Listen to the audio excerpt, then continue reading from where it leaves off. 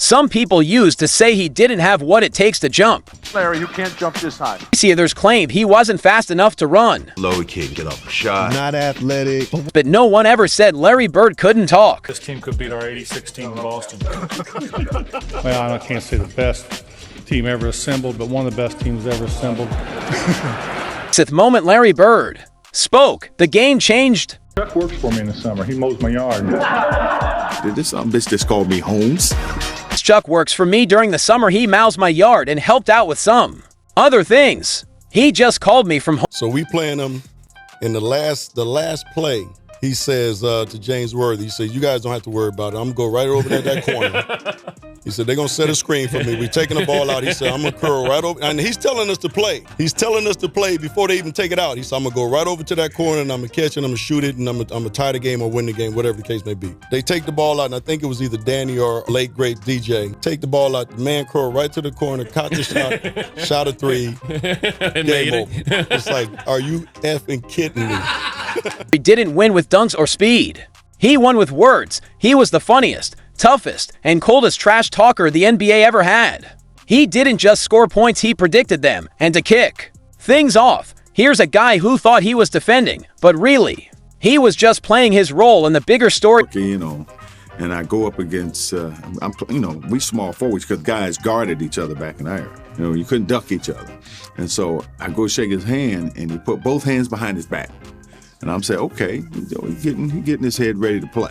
First play of the game, he says, I don't know where they got you guarding me, Holmes. And he shoots a three. I was pissed. I said, I wasn't mad he hit the three, but did this bitch just called me Holmes?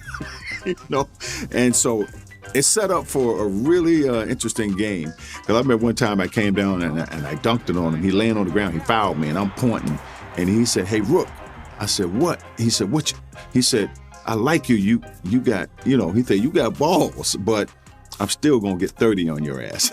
He got about 38, but I had to pay my dues. I wasn't upset about that because, back then, as a rookie, you got to pay your dues. Simple as that. You think that was harsh? Let's go back to Dominic Wilkins. He just wanted a simple handshake, but ended up getting a lesson he won't forget. I was laughing because I was in the All-Star game with you when you walked in and asked who was going to get second place in the three-point contest.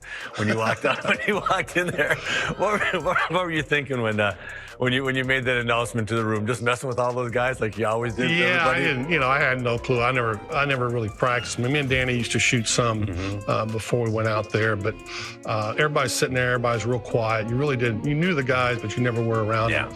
And nobody's really saying anything. So I walk in and look around, and it just came out. I had no clue I was going to win it. But I walked in the locker room, and the guys were sitting there, and they're nervous. Now you got to understand that a lot of these guys came off the bench. Right. Then all of a sudden, they're going to go out there in front of 20,000 people, 46 eyes on them, shooting a basketball. Right. That's got to be intimidating. Mm-hmm. For me, I liked that because I knew the pressure was on them more than me. Mm-hmm. I just looked there. I was really just teasing. I looked around, and everybody's looking at me. I go, who's coming in second? And nobody said a word. I thought maybe they thought I was joking, but maybe they thought I was serious, but it was really a joke. Well, then I had to go out and win it. And I'm sitting there with one of my teammates, Leon Wood. It was a great three-point shooter. Larry Bird comes in last. He says, hey, which one of you guys gonna come in second? Yeah. And it was just like y'all did right there. It was so quiet. And after that, I said, oh man, these guys ain't got no chance. After crushing egos at the three-point contest, Larry went after more than just pride. Next up, when Isaiah Thomas learned that Bird doesn't just insult you, he goes after your whole background. Our back line at one time it was Kelly Tripucka, Bill Lambier, Kim Benson. 3 white dudes. 2 of them I ain't ever heard of. Okay. All right. We walk out on the court, and he said, who guarding me? And I said, well, hey, we both from Indiana. We talking stuff. Me and his mom had a close relationship in college. His mom would write me notes, was even writing me notes like when I was in the pros, good luck, everything else, right? Larry used to always call me Cheesy, right? He's like, Cheesy, who guarded me? And I was like, I got Kelly, I got Lamb, I got Benson. He's like, you ain't got no brothers? He's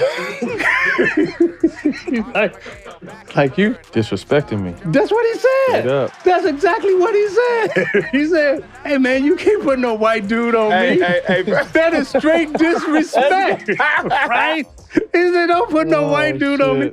And the topic of disrespect, John Sally believed he was guarding Bird, but Larry saw it more like babysitting. That's too bad we didn't get you, Sal.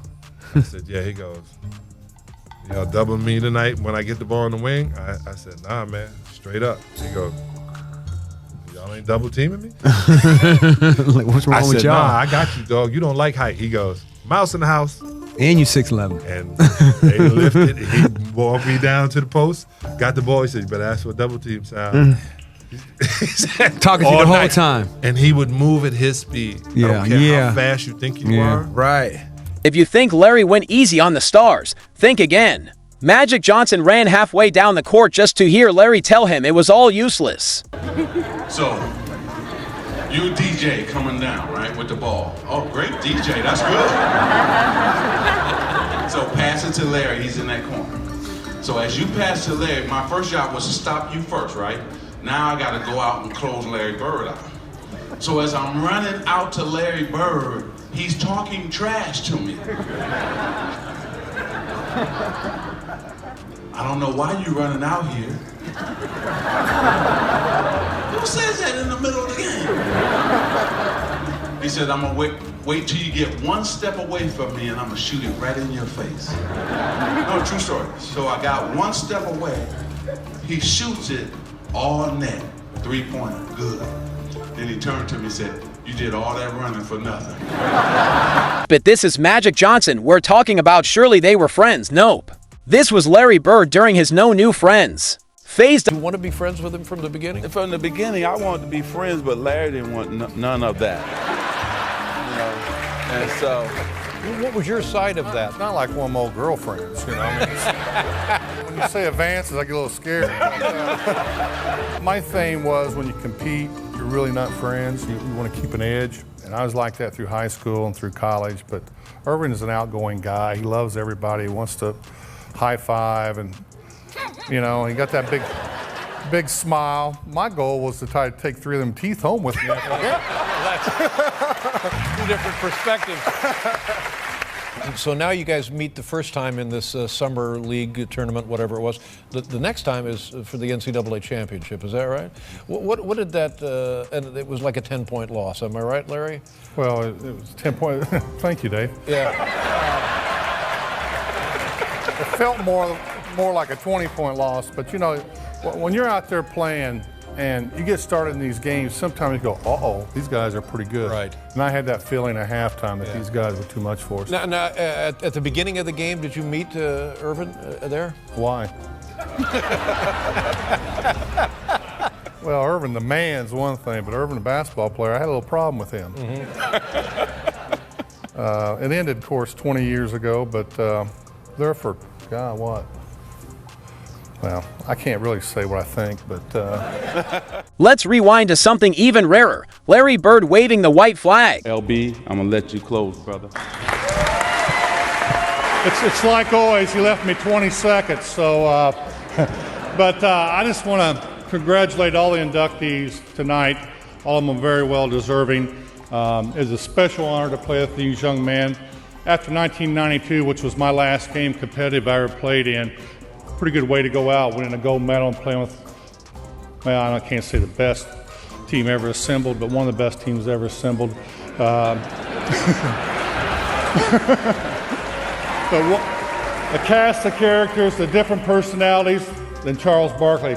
But we had a lot of fun. But don't get the wrong idea, Bird wasn't softening up. When rookie Clyde Drexler met him, Larry gave him a quick lesson in humility. To call out to all New Englanders, Boston Celtics fans throughout the country.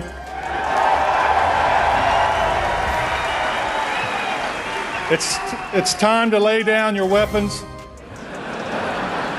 The battle is finally over, and it's time to move on. I can remember the first time I laid eyes on Magic Johnson. We played on an all-star team back in college. I could not believe what I was seeing in practice. I actually thought I was a bad judge of talent because neither one of us got to play in the games. But I can remember going home and telling my older brother I just seen the best basketball player I'm probably ever going to see in my life. And he started quizzing me, asking me questions. Well, how good is he? I said, well, he's 6'9", he can handle the ball like a 5'9" guard, he can shoot the ball, he can pass like you can't believe. He goes, oh, come on. Well, after this 1979, the NCAA tournament, my brother come up to me, he says, yeah, he's a lot better than you.